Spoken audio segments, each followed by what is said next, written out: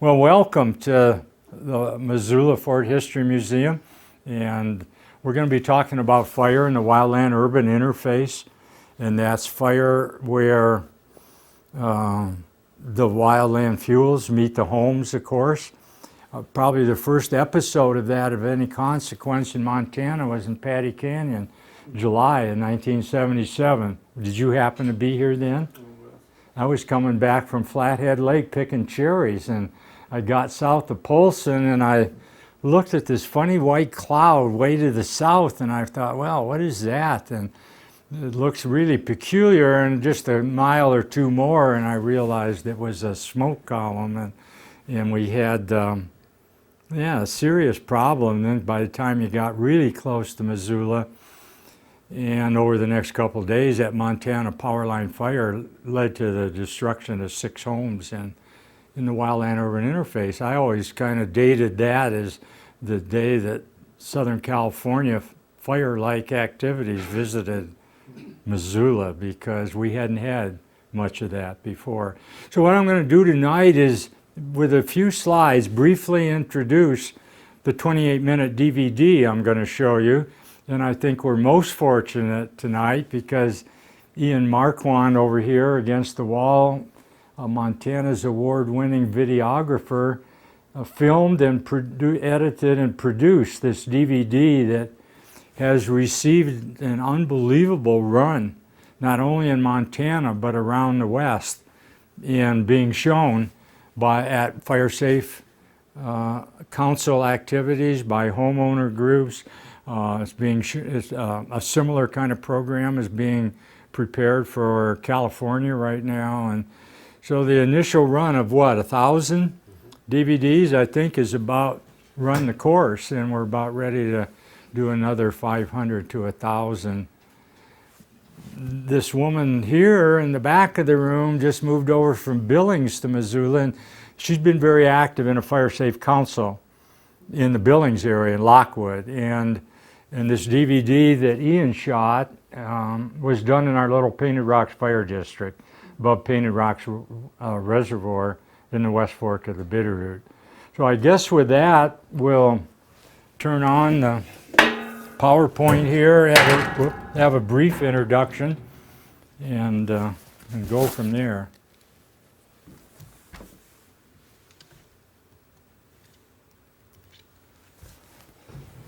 So we're going to start out in Southern California. Southern California had a fire siege in 2003.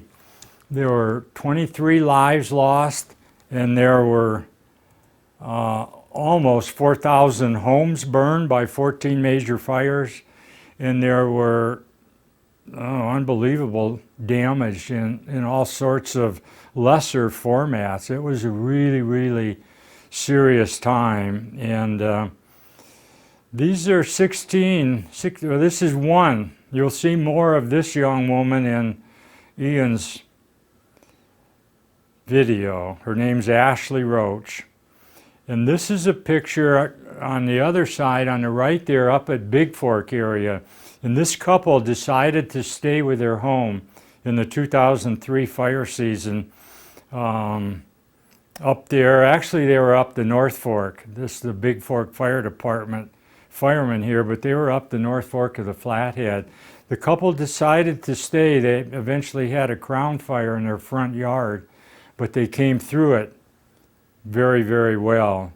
And our intent through the DVD and other media forms that we have is to motivate people through this story to prepare and to go early. And you'll see in a moment that many of the deaths in California were due to almost not even late evacuation, but no evacuation.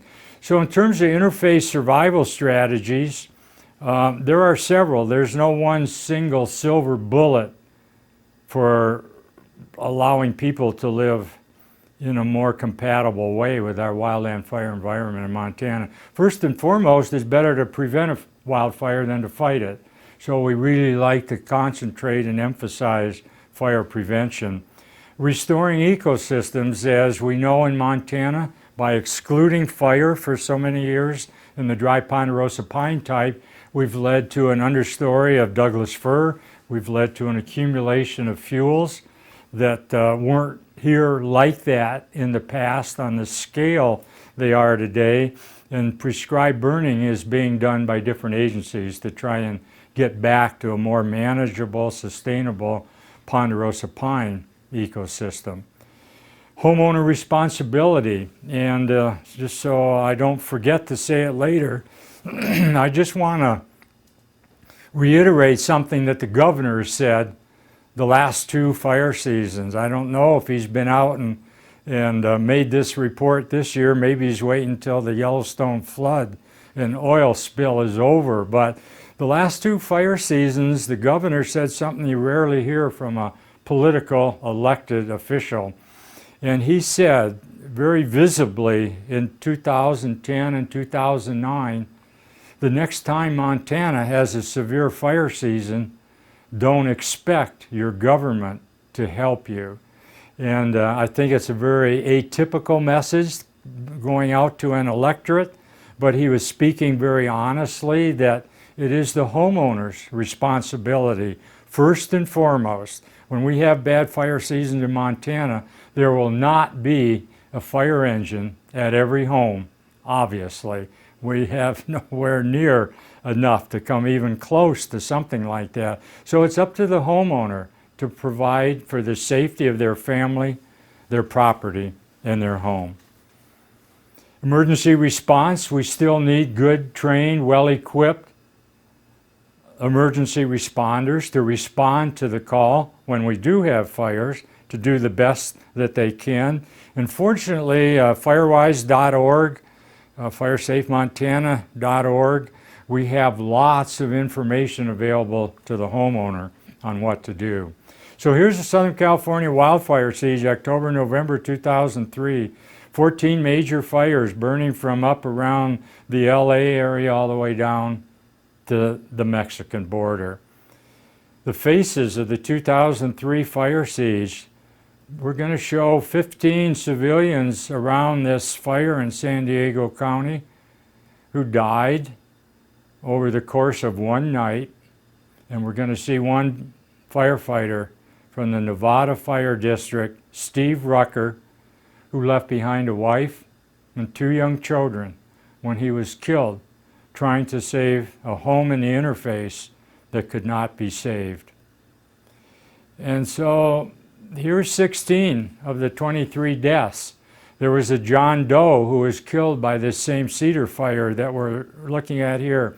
His body has never been identified to this date. He goes by John Doe number 13. So that made 17 people, and there were 6 men in San Diego County, or in LA County, up by San Bernardino National Forest, 6 men between the ages of 54 and 93 who died of heart attacks watching their homes burn to the ground, another kind of fire-related fatality. This Frenchman, in a book, Preventing Chaos in a Crisis, had 3 sentences that are partial sentences that I'd like to quote, because preventing chaos in a crisis, and here, you know, he's talking about the ability to deal with a crisis. Well, it really depends on how much we've done ahead of the crisis. In other words, we need to do all the right things in advance to come out of a crisis situation very well. The event, the fire, the disaster, the crisis, like this Okanagan fire in British Columbia in 2003, can in some ways be considered as an abrupt and brutal audit at a moment's notice. And I was working in Kalispell on fires. When this happened, they evacuated 10,000 people overnight to try and keep them out of harm's way. It was a major, major disaster. And everything, Pat goes on, that was left unprepared becomes a complex problem. and every weakness comes to the forefront. So this FACES report that we're going to see on the DVD as it relates to one family was prepared for the Lessons Learned Center in Tucson, Arizona. I really like their motto or mission statement. A lesson is truly learned when we modify our behavior to practice what we now know. And I intend to come back to that mission statement in a little bit. When a wildfire threatens, whether it's Southern California or Missoula, Montana, or Billings, Spokane, you name it, no matter where it is, we have three options. We can prepare and evacuate well in advance of a fire front. That's the best thing to do. It's the safest thing to do. Don't wait until the last minute and try and get out under a panic situation. Others in especially Australia, but up in our little Painted Rocks Fire District and down in Rancho Santa Fe in San Diego County, some people who are physically fit, well prepared, and know what they're doing are preparing their property and then staying and defending their property. It's called prepare, go early, or stay and defend. And that's what our little Painted Rocks Fire District does up the West Fork of the Bitterroot. Or the third option, which is not a very good option, is to wait until the fire front arrives and leave at the very last moment. Let's take a look at what that looks like. Let's take a look at what the third option looks like. This is the Cedar Fire, San Diego County, 2003, November 26th, the day that everything went wrong for so many people.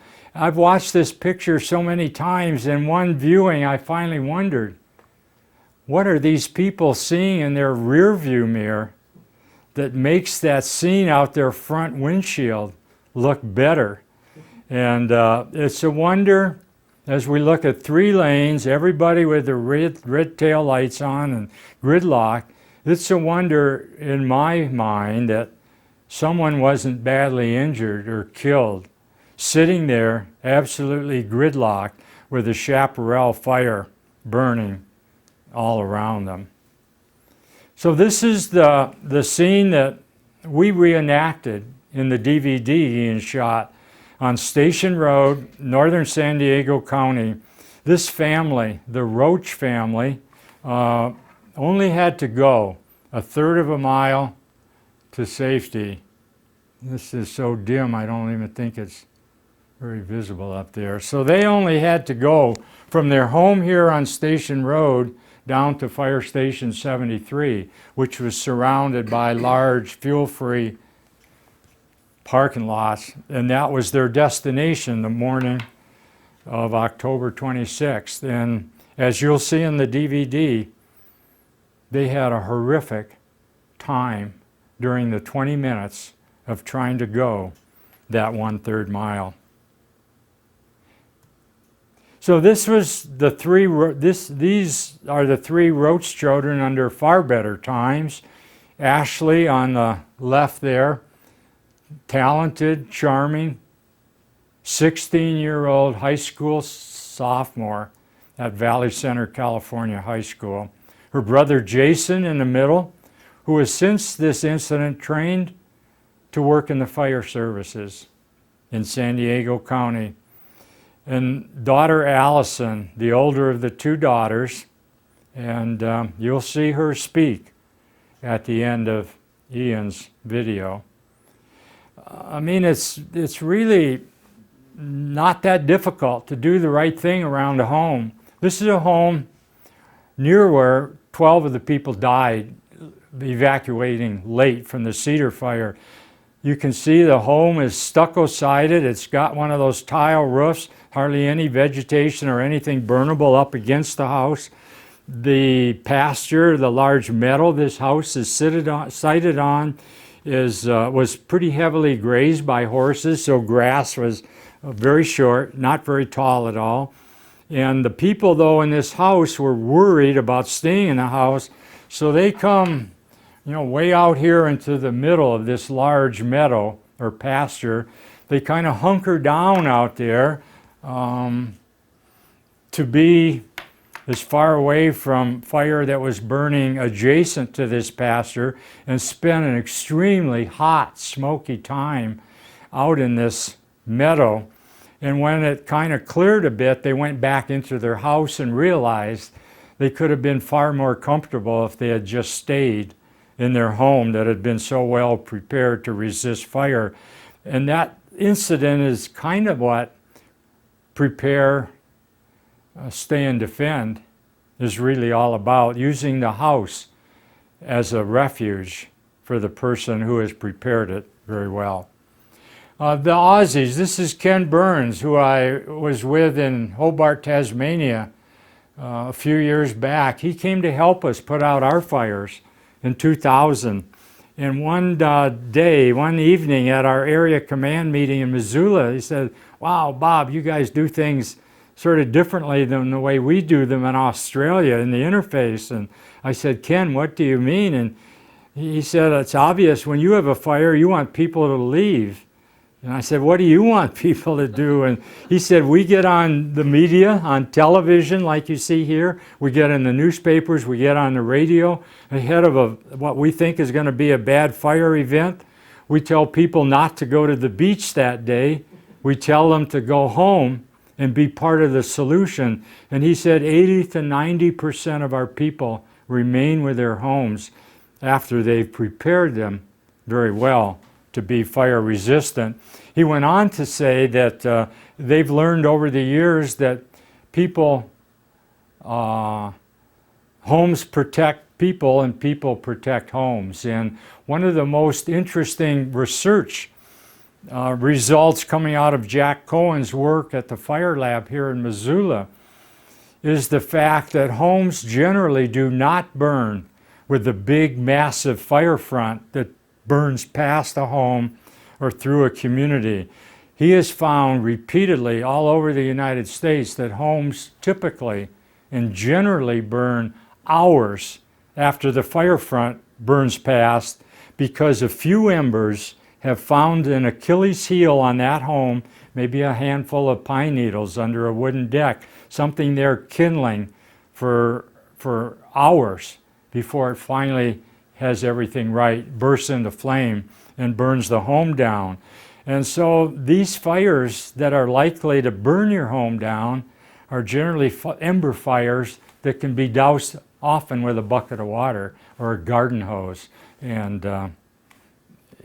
Ken was so kind by the next night to give me stuff off the internet about prepare, go early, or stay and defend, because I wanted to learn all I could about that.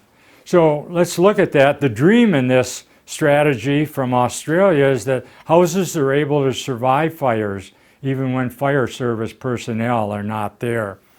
The team consists of an effective partnership between fire service people and the homeowners. They're working together in concert. And there I can attest to the fact that, especially in California, some of the unions, firefighter unions in California, have badmouthed this program from Australia, calling it Stay and Die, because, I mean, this is hard for me to imagine coming from a firefighter that's supposed to have the public interest at heart. But when you talk to some of these people one-on-one, they'll tell you that they look at this as a threat to their job security, that if a homeowner stays, that's less firefighting that they're going to have available to do. It seems very selfish, and it seems very unrealistic to even believe something like that, but they are on record in writing that they do not like the homeowner to stay. And the theme here, the strategy, is the dual strategy of adequate defendable space around the home, coupled with the homeowner's desire, capability to stay on site and fight these fires. This is what it looked like in my neighborhood in Painted Rocks in 2000. This is August 19, 2000. The Razor fire had just come from the background, spilled down the slope, and is burning right there on the edge of the West Fork of the Bitterroot River that held it and kept it from coming any further this way. I bet 80 to 90% of my neighbors, you got to remember this is the Bitterroot. Everybody has a chainsaw. Everybody has firefighting tools. Many of them have a slip-on fiberglass tank and a pump that goes into the back of a pickup. They even have two-way radios, and they refused the sheriff's evacuation notice. One of my neighbors said it almost got to fisticuffs at his door because the sheriff almost wanted to physically force him off his property, and he refused to go, as did 80-some% of my other neighbors up there. And in Montana, the state law is that you cannot be physically forced off your property, and if you refuse to leave, the sheriff will finally give you a waiver, and you sign it, date it, saying that you've been told to leave, you've chosen to stay, you're there of your own volition, and if something bad happens, you're not going to put the liability on anybody else but yourself. But it's a program that's still in its infancy and has a lot of ways to go.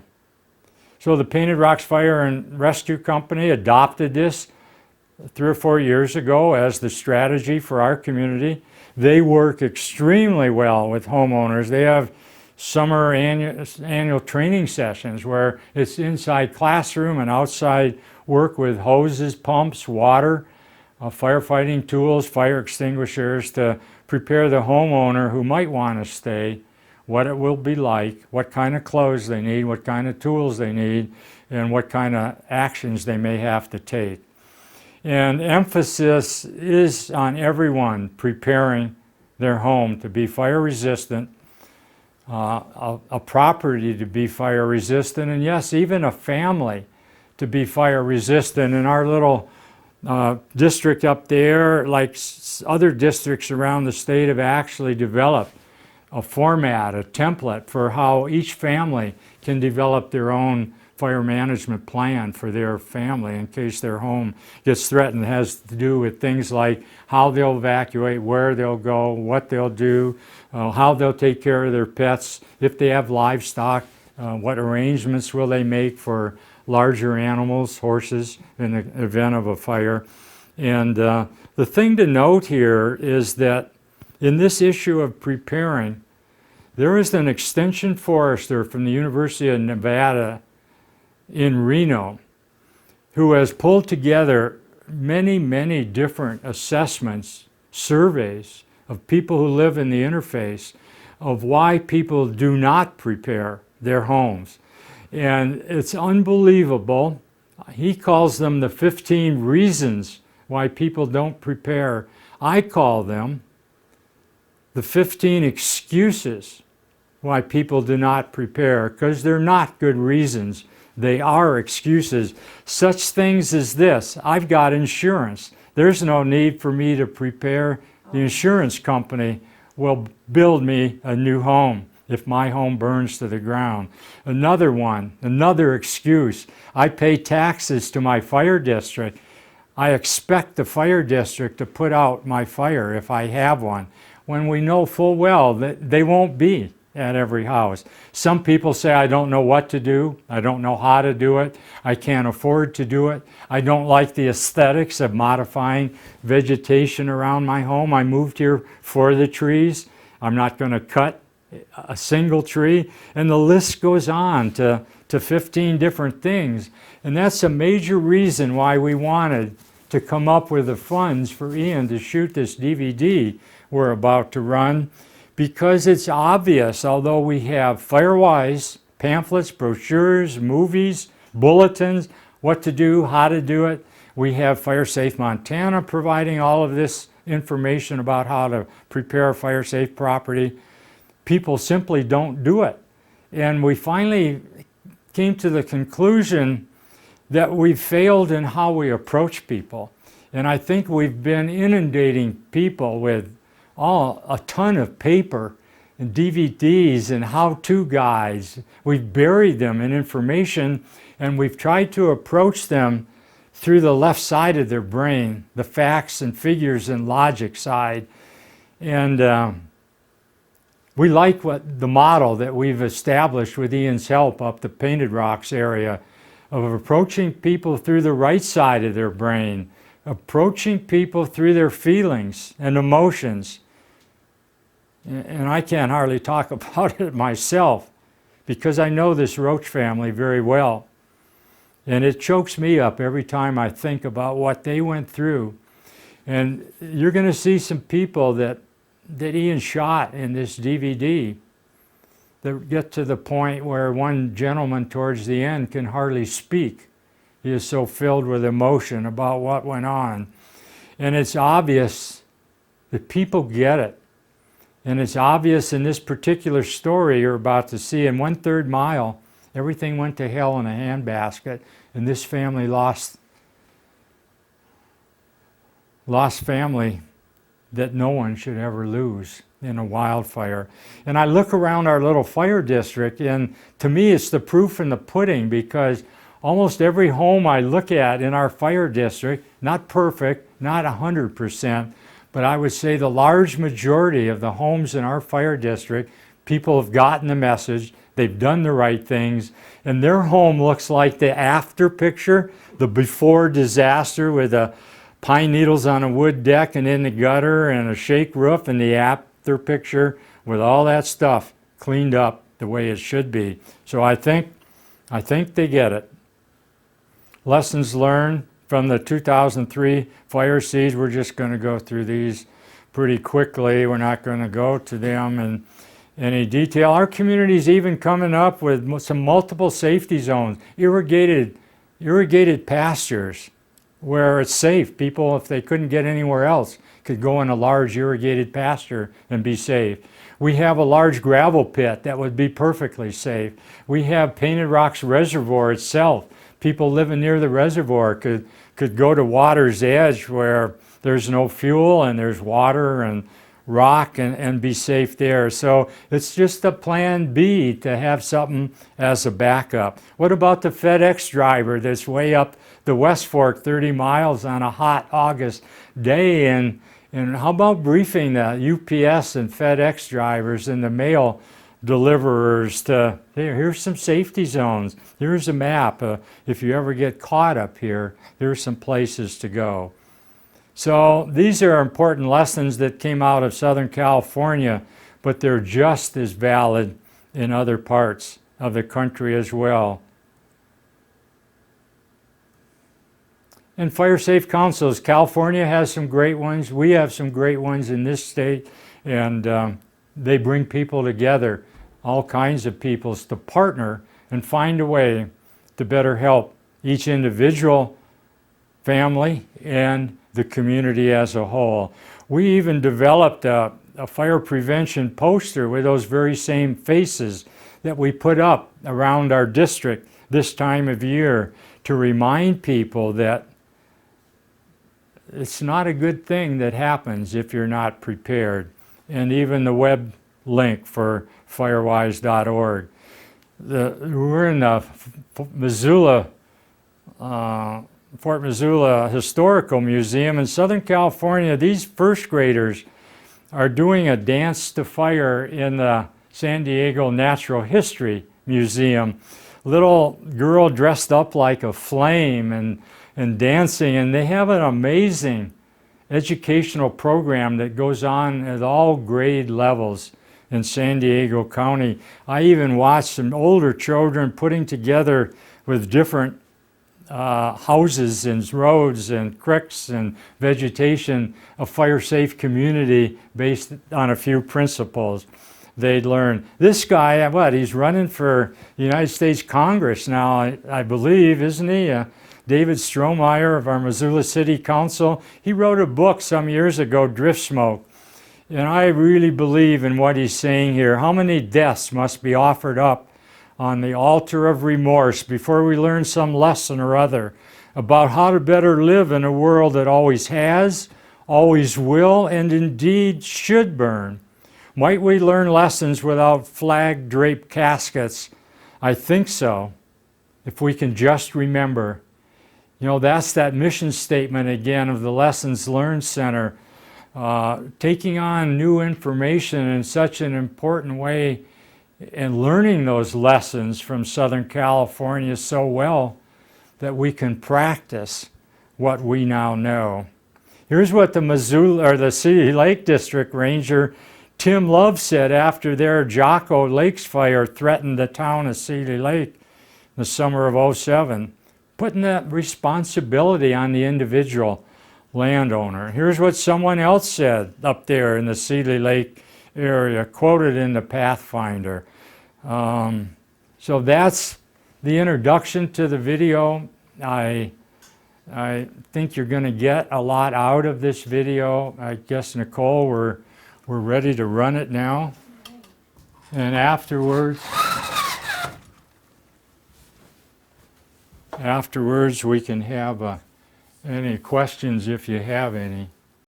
The following program was made possible by generous grants from FireSafe Montana and the Wildland Fire Lessons Learned Center.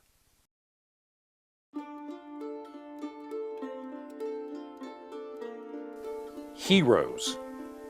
We never know where we will find them. It's hard to predict who will inspire us, or whose story will touch us deeply and unexpectedly, taking us by surprise and leaving a profound impact on our lives.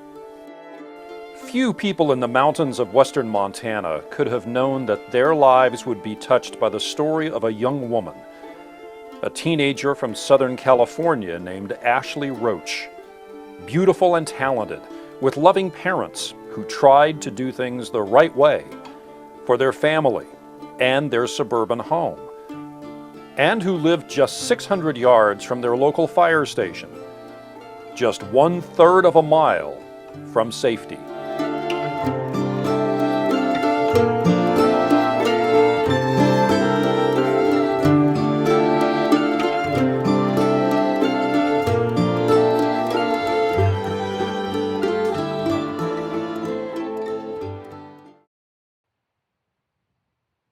In a far southwestern corner of Montana, the West Fork of the Bitterroot River flows to the north from its source in the Bitterroot Mountain Range, passing rugged mountains and thick forests. And within those scenic woods, it also passes man-made treasures. Homes, some of which sit 30 miles or more from the nearest major highway, served by a single narrow paved road and a single volunteer fire station. It's a long way from Southern California. But here, a small group of residents have gathered to share a Southern California story with their neighbors. The story of Ashley Roach. Scripps Ranch, 2003. Flames consume block after block and home after home. A lost hunter in the East County is ultimately to blame after he fired his weapon into dry brush. At about the same time, the Paradise Fire started on the Rincon Indian Reservation and quickly moved into Valley Center. You're constantly watching, and of course with us, we look to the east. We are looking always for the signs of smoke. This was all that was left of the Roach family home in Valley Center in 2003. But the flames took more than just material things. On this day in August 2010, almost 7 years have passed since the Paradise Fire roared through the lives of the Roach family. And just as the Roach family remembers what happened in their neighborhood in 2003, residents in the West Fork remember other wildfires and other scary moments. Volunteers at their local fire station also remember. And so over the years, they've created education programs for the homeowners they serve. On this day, homeowners again will have access to plenty of information. But this time they also will leave the fire station and walk 1/3 of a mile. Along the way, they'll hear the story of Ashley Roach through a spoken and visual presentation called a staff ride. The staff ride is something that was really developed by the military to revisit scenes of battle and learn afterwards lessons that might help keep people in the future out of harm's way. And when we're done with this staff ride, we're going to reconvene here for something called the integration phase. And that's your part of this special event That's the time when we want all of you to share what this staff ride meant to you, what you learned from it, and more importantly, what things you might do differently to better safeguard yourself, your family, your property, and your home. This is not a blame game. We're not going to be pointing fingers. We just want to gather in what happened to this family and then look ahead to what we can do for ourselves and not go down the terrible road this family went down. We're going to revisit a wildfire incident that occurred on October 2003. The story is real. We're taking this journey first to remember and honor the family who endured the horrific events that follow, and second, to motivate you and others to reduce the wildfire threats to your families and neighbors by preparing your property and evacuating early. You are about to meet the family who struggled through this nightmare known as the Paradise Fire. My name is John Roach. My wife's name is Lori. My children are Jason, 22, Allison, 20, and our 16-year-old sophomore daughter, Ashley. On the afternoon and evening of October 25th, a Saturday, 2003, we were hosting a Halloween party for guests, friends, and family. Later that night, after guests left, we learned that there was a wildfire burning just east of Valley Center where we lived. The wildfire was called the Paradise Fire. So we went down to Fire Station 73 that was just a third of a mile down the road from our home. It was a place where we knew our family would be safe. And when we got to the fire station, we checked on conditions. We got out our cell phones and called several dispatch centers to find out if we needed to evacuate yet or not. And we spent a couple hours down there doing that and returned to our home about 3 a.m. And when we got back home, Lori finished preparations for a quick departure if we had to leave. And then we take turns staying up during the night, keeping track of where the fire is by the glow on the horizon northeast of us. And about 5:30 in the morning, it begins to get light, and our son Jason, who's also been up, tells us that the fire seems to be burning off to the northeast, kind of past our home. And we thought, well, wow, maybe we'll escape. And Jason went to bed to catch a couple hours sleep. And we go back to bed. But at a little before 8 o'clock, Lori and I both wake suddenly to the strong smell of smoke in our bedroom. And we were both fully clothed. We went to bed the night before fully clothed so we could leave instantly if we had to. And we rushed downstairs. We go out the front door of our home. And we're totally surprised and shocked because we're met with a morning of beautiful blue autumn skies. And we go back in the house only to see a couple minutes later a sheriff's car coming down our long winding driveway, driving very quickly. He gets out in front of our house. We go out to meet him. And he says, the fire's jumped the road. You have 20 minutes to evacuate. And he leaves quickly, and we run back into the house. We awaken our 3 guests and our 3 children and say, come on, now, get ready. We have to leave. The fire's almost here. And our friend Marlena, a friend of the children's, leaves first. She leaves immediately, and she turns out to be safe. But I put my hand on the front doorknob a moment or two after Marlena leaves. And as I touch the front doorknob, the door blows open, and embers and smoke and flame rush into our house, into our living room on the 35-mile-an-hour Santa Ana winds. And instantly, our carpet is aflame everywhere. I've invited the wildfire into our living room. And the front of the house and the wood deck catches fire. And I scream, everyone out! now! And people scramble frantically to get out the front door. And I've got out there ahead of them, and I've got a garden hose in hand, and I spray them down as they're leaving the home and headed for their cars. We can't believe it. It's dark. It's as black as night. The fire sounds now are so loud we can hardly hear ourselves talk. But Allison runs the other way. She runs down the road, and the last we see is Allison disappearing into the flames. And we get into my work truck. We start slowly down the road. And this is driving down our driveway toward the gate. So you can get an idea about just how short a distance this is and how fast things can happen. We have a sensor that senses this electronic gate, and when the wind blows really hard, this gate does not open easily against the wind. That was part one. In 2003, we had a 30-second delay on the gate, so once the gate's open, it would stay open for 30 seconds. And we're going to progress down Station Road. So as you proceed now towards stand number 2, just keep in mind that at this moment, our family is 1/3 of a mile away from safety. I am Allison Roach, the eldest daughter of John and Lori Roach. On the morning of October 26th, my family and I are in a panic, frantically trying to evacuate. My cat is lost, and my friend and I are trying to find her. When I hear my father screaming, "Everyone out now!" I know that we are out of time. I run to my truck, but I don't have my keys. I see my friend down the way, and I run to him, knowing that he is unfamiliar with our roads.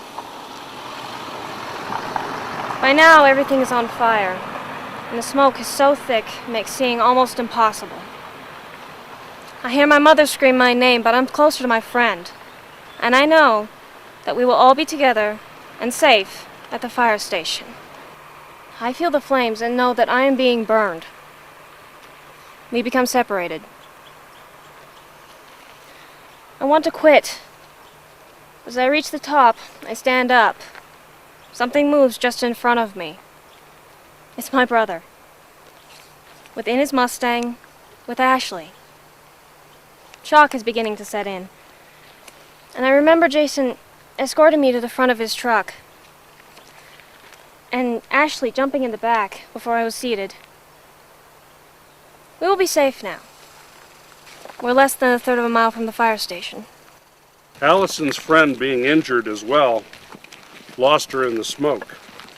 Fearing for his life, he struggled down the driveway to Station Road. A neighbor driving in a car trying to head to safety saw him and picked him up. Let's review where the family members are. The car carrying the older daughter, Allison, and her friend is crashed in the side of the driveway. John and Lori have driven right past their daughter and her military friend in the smoke. Flames are burning across the road in front of them. John Roach hits the gas. Midway through the flames, the truck stalls. Lori can hear the popping sound of the metal burning the truck, of the fire burning metal on the truck. She begins to scream for John to get them out of here. The heat is making it difficult to breathe. John restarts the truck, but it only goes a few feet, stalls again. He restarts it again. Their vehicle limps along Station Road through blinding smoke and flames until they reach the fire station. Remember, less than 1/3 of a mile. Jason and his younger sister Ashley are in the last car going down the driveway and get separated from the group when they stop to pick up their older sister, who is badly burned, in the front seat, while the younger sister has climbed in the back seat. Right here is where a car pulled out in front of Jason, which forced him into this culvert right here. And this is where the Mustang got completely covered by pepper trees and ended up burning. Good morning, my name's Jason, and this is my account of the event that happened. Ashley and I both jumped in my Mustang and started down the road, following behind Mom and Dad's friend Marilyn.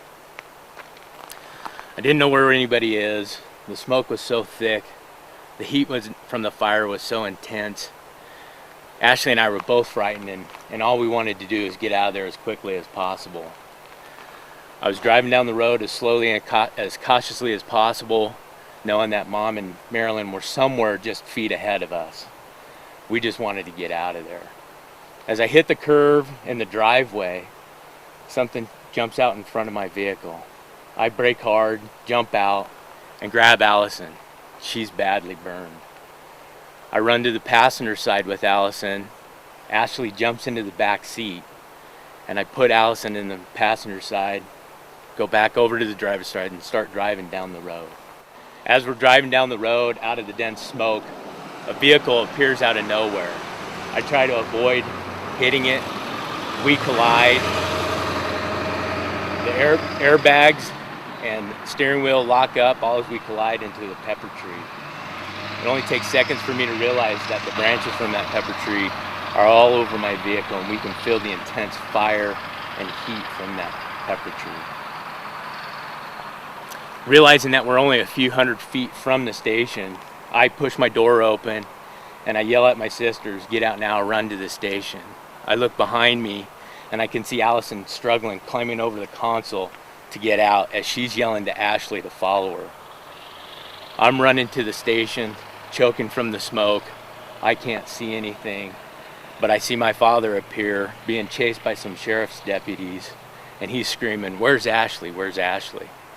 I collapsed on the ground, pointed behind me and said, "She's back there." My dad disappeared into the smoke as I was picked up and rushed to the awaiting ambulance. And at that point, I realized we were at a safety area. But this is the road, and right up ahead, that's where the fire station is. John's truck ended up stalling exactly where this truck is parked, right over here. We coasted into this spot. John got out. John Roach watches the direction from which his son has just appeared and sees Allison and the waiting rescuers see how severely she is burned and rush her into the same ambulance as her brother. John Roach struggles away from the deputies, begging someone to find his daughter. Ashley is finally discovered in the back seat of Jason's car, Mustang. After what seemed like hours, John and Lori Roach received word of the death of their 16-year-old daughter, Ashley. She perished within sight of the fire station. From the moment that John and Lori were standing on their front porch on a bright autumn morning to the moment of Ashley's death was less than 25 minutes. This is the representation of the crash site where the Mustang was hit and pushed off the road into the pepper tree.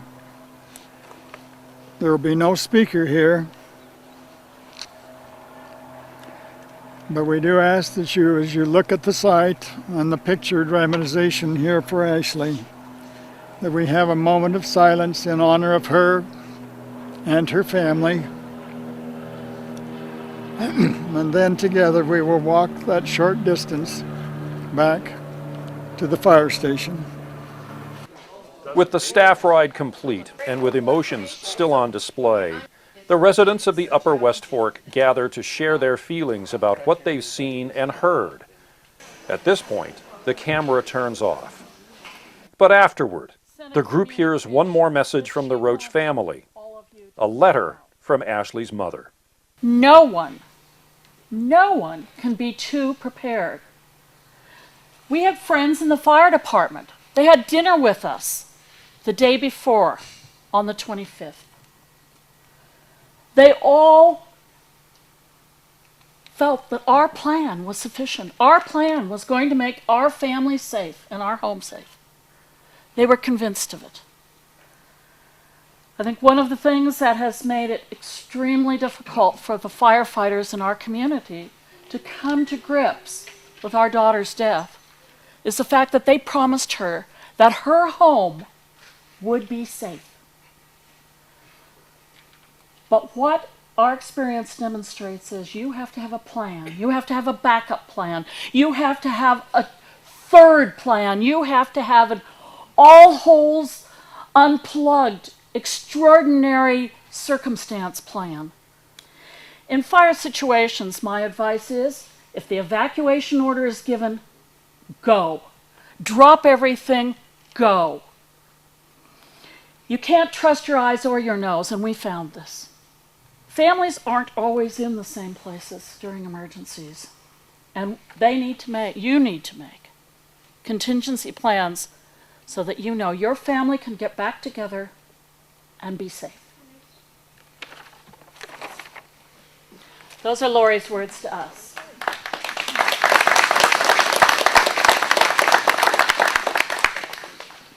See what it does. It's already been an intense day, but there still are hours of visual presentations and demonstrations still ahead. By the end of the day, homeowners have received a wealth of information, but it's the tragic story of a 16-year-old California girl and her family that strikes deepest. Well, what struck me the most, I guess, is I have a 16-year-old granddaughter, and the personal age and the family situation that they were in, and as close as they seemed to be to one another, I couldn't help but kind of relate that with my family and how I would feel if something like that happened in our home and our family. It would be devastating, of course, and I just kind of felt empathy for them as well. We were rehearsing the walk, the staff ride. It was confusing to us. It was confusing to us in bright daylight with the script in our hands. It must have been terrifying and unbelievably confusing to them. And then they lost that beautiful child. When my wife and I first moved up here to the valley, we found out that we were 1.5 miles from the fire station. And then we go through the staff ride and find out that 1/3 of a mile isn't even safe enough. So I think one of the things that we are going to take away from this is we thought we were prepared for any kind of hazards coming up. Found out that we don't have a plan in place, and I think it's more important now than ever to get that plan ready so that when something does come up, you can get out of here in a hurry. I think it's important that we try and internalize what we saw here this morning. I think it's important for us to listen because we have a number of people with a great deal of fire experience in the state of Montana telling us that we're set up for this catastrophic event in the next 50 years here in Montana because of environmental conditions, climate, and the current forest of our health, and there's potential for significant loss of life and property. And I think that's something we all need to listen to. And it's important that every single person do what they can personally to try and mitigate the risk for themselves and their neighborhood and their community. And that starts here at this level, and that's what we saw here today. I think it's applicable all over. That's why I came. I came to see what I can take back to my department. And I think there's a lot of information in here that people need to see. We need to open their eyes. And I think this is some of the best stuff there is out there right now to do that. So this is our daughter Allison, who at the time of the fires was 20 years old, and she is a survivor of 86% second and third degree burns. Since 2004, I've returned to school. I've held a number of different, very educational type of jobs. I did a 3-week internship recently with a commercial photographer in San Diego. My major is actually commercial photography, so I'm really looking forward to continuing that pursuit. And in January of 2009, I got married. And it's been a wonderful marriage over the last year and a half. And this is Jason. At the time of the accident, Jason was 22 years old. And now 29, and here with my family. Additionally, since 2003, I've finished my bachelor's degree in organizational management with an emphasis in fire department administration, and have been working the last 2.5 years for the Escondido Fire Department up here in northern San Diego County.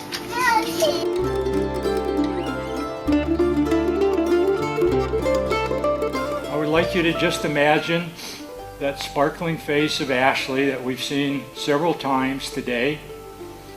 We lost an unbelievable, talented, young sophomore woman when this event happened. But maybe some people make their contribution in a shorter period of time than others. And I would like you to just imagine Ashley coming back now from the other side, leaving us with her message, telling us to get our act together. Don't come up with 15 reasons why not. Just come up with the one reason that yes, we can, and just imagine.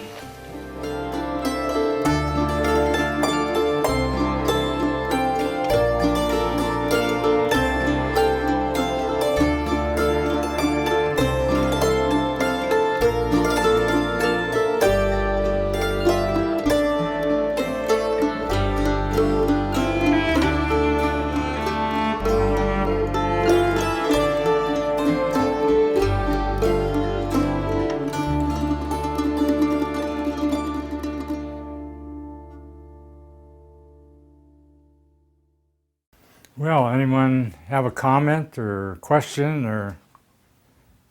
Very powerful video. I was introduced to emergency preparedness in 1987. I was living in Seattle at the time and we were more concerned about earthquakes. But so I've been practicing emergency preparedness since then, and for the last year I've been working as a Red Cross representative, talking to people about disaster preparedness, and I'm just, most of the time they're not interested. They're not interested in knowing the information. They're not interested in being prepared. Their lives are fine, and that's how it is. Won't happen to me. Won't happen to me. And so Yeah. this really touches me. Yeah, thank you. Yeah, I think it's making a difference in many places now, this approach to people's emotions and feelings that, wow, look what can happen. And even when you are prepared in a third of a mile, and we had Allison up, Wolf Creek did one of these staff rides in just a few weeks ago over there by Helena. And they came up with a Monday to bring Allison up to their staff ride. And she's doing motivational speaking now. And her message to people at that Wolf Creek staff ride at the end was unbelievable. She had every one of her 10 fingers amputated, over 20 surgeries, badly burned. And here she is, helping to tell the story. I think she's going to be back in Montana too, because if you think the staff ride DVD is touching, you ought to have that followed up by Allison talking, and I think it's just a matter of figuring out human nature. Why don't they do anything? And figure out an avenue to get them to do something to be there safely in our fire environment of Montana. And I think I'm optimistic that this DVD and the message that Allison can give out in person, coupled together, those two things are going to make a big difference. They're going to get people stepping up and doing what they have to do and not coming up with 15 excuses why not, but just come up with a commitment to, yeah, it is our responsibility, and we can do something about it, and we must do something about it. Yeah, thanks for your observation. So is this shown in different departments throughout the state? Yeah, it's been shown at different conferences, meetings. The governor's group of community service over there in Helena has used it pretty widely, and it was recently on a television channel out of Helena called Aging Horizons, and I don't know, they've done a lot of research on how many households this kind of a program goes into. I mean, they claim that, throughout the state, and it goes from Missoula to Helena to Billings, there's a network of stations that get this programming. They think that when they show a program, it goes into something like 239,000 homes. So that's the kind of attention this message is getting. For feedback at all, or anything? You know, we did feedback, and when Ian was done, and we got feedback of the staff ride itself. It was both on site, you know, with a form after that day of training. Some of it came in later in a letter. Some of it came by email, and we've tried to pull all that information together. I haven't. It's just kind of word of mouth for me from other groups that have seen it and their reaction to it. But it was obvious up there at Wolf Creek, and seeing the people going through it there and listening to Allison. Boy, you don't have to be a very good reader of human body language to realize that the message is getting through. So I'm encouraged. Yeah, it's frustrating when people say it won't happen to me, and if it does happen to me, it won't be so bad. If it is bad, that's why I have insurance. I mean, they're all cop-outs. And people living in this state, as well as so many other fire environments, they need to get it together well in advance to stay out of harm's way, or they'll be paying this kind of dear price all over again. David Strohmeyer said we shouldn't need those flag draped caskets anymore to get it. I mean, we're smart enough that we ought to get it without that anymore. There have been too many flag draped caskets. Yeah. Well, again, Ian, publicly, I want to thank you for what was an outstanding event. I mean, to be up there that weekend with Ian the night before, and he was staying in my cabin, and I went to bed that night, Ian went to bed that night, and I woke up in the middle of the night, and it was a storm, kind of like what we just had. It was hail and thunder and lightning in the middle of the night, and I woke up and I thought, oh my gosh, we don't have a plan B if it's bad weather tomorrow.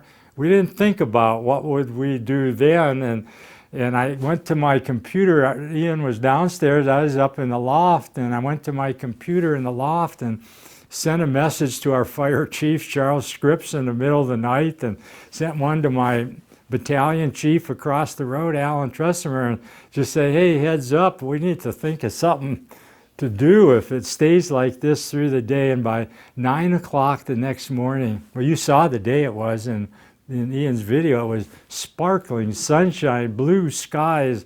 We were doing something right because plan A was going to work. And the other thing about it, I mean, we had one chance. We didn't have an opportunity to go back and say, oh, would you reshoot this scene or that scene? It didn't quite turn out right. And I think we were blessed again, Ian, that what you shot and what you put in the camera was all you needed to have to turn this thing out. Were you surprised that there weren't more glitches or problems, or? I was very happy that we didn't have any glitches, but we had a shooting plan. Yeah, you know, right. The shooting script that we followed. Yeah. And it was, it was It tight, worked. especially the staff ride itself. But it worked just as we planned it. Yeah. Yeah. And the other thing is, you and the other actors did an extraordinary job of bringing those people, to life for the audience. Yeah, So, great performances in front of the camera, made that as powerful as it is. Yeah, well, it's sure. I think it was meant to be. Maybe it was meant to be for Ashley, that all the things were lined up in our favor, and we could honor her in a very positive way.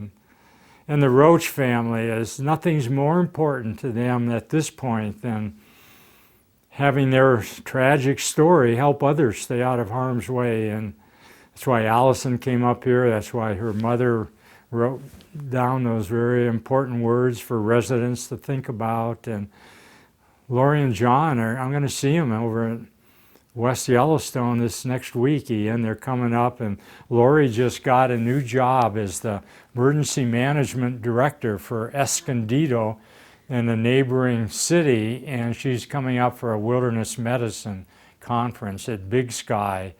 And she's been a trauma nurse for 14 years at the Escondido Hospital, so she had the kind of professional background where she could be there and help her daughter Allison through some really, really tough times. These surgeries went on for over a year, and they did a pretty good job of getting her back into the mainstream again. She told me on the phone she was so excited when she came up here and said, "Oh, Bob, I'm going to be in Montana. I'm getting off the plane at such and such a time in Helena, and I'm going to rent a car, and I'm going to meet up with the Wolf Creek people." And then I thought, we think dumb things sometimes, but the thought after I told her how happy we were all going to be to see her, I thought, wow, how does she drive a car? She doesn't have any fingers, and how is she going to be a professional photographer? But I saw her in action up there at Wolf Creek, and she had this really nice camera. I mean, it was a camera with all the bells and whistles, and she just handled that camera like you and I would handle that camera. It didn't faze her in a bit. She was taking picture after picture, and very much, back in life and with it again. And her husband, someone sent me a full page out of a newspaper right after she got married. And it was wonderful stories and pictures of her. And there was a little picture and a story about her husband who you saw at the end of the DVD. And of course, she doesn't have any fingers. And he went to a jeweler in northern San Diego County and explained the situation and said, "I want you to make me a beautiful silver bracelet, and we're going to hang the wedding ring on the bracelet." And there was just a picture in this article in the paper, just kind of a close-up of her wrist and the silver bracelet and the wedding ring. And where there's a will, there's a way, and that family is really stepping up. Right now, Allison is beating the bushes among different commercial enterprises for money to do this staff ride concept throughout California. And some restaurants, they're devoting like a whole day of proceeds just to this fund for a staff ride process down there. And my dream, Ian, is that we'll do a staff ride on Station Road from their house to Fire Station 73. Certainly the family members aren't going to participate directly. It'll be reenacted, and I'm hoping Allison and the family will buy into it. I'm hoping you may find yourself down in Southern California at some time in the future, and I think it would be outstanding, Ian, to have Lori maybe introduce it with some words that she would say, have the reenacted staff ride like you saw here, and then at the end have Allison come forward and give the same kind of motivational message that she gave at Wolf Creek, Montana, and have all that captured in a perfect DVD, and then have that available not only for throughout California but throughout the country. And that would be that would be phase 2, I guess, and I'm sure Allison will make it happen. Well, I want to thank you all for coming and thinking a little bit about fire season that's trying to nudge its way into flood season and maybe take center stage. It'd be okay if it doesn't. It'd be nice if we just have a nice, cool, mild summer and go into Indian summer and get on with life in Montana.